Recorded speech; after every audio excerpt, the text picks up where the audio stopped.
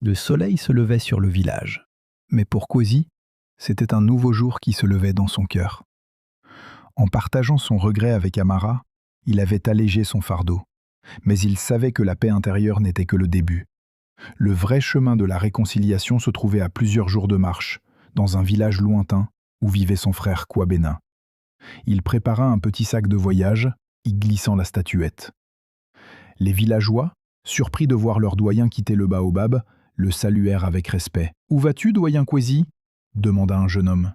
« Je vais chercher ce que j'ai perdu, » répondit Kwesi avec un sourire, et il commença son voyage.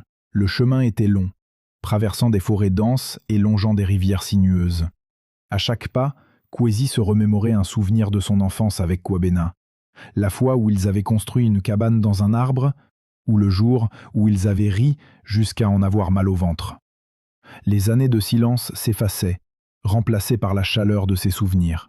Après plusieurs jours de marche, il arriva dans un village qu'il ne connaissait pas.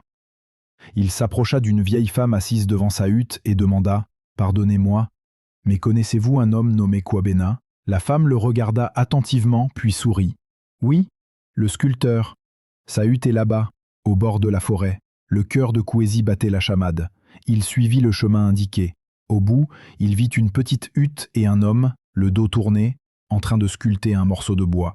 Ses cheveux étaient gris, mais la façon dont il tenait l'outil, la concentration dans ses gestes, Kwesi le reconnut immédiatement.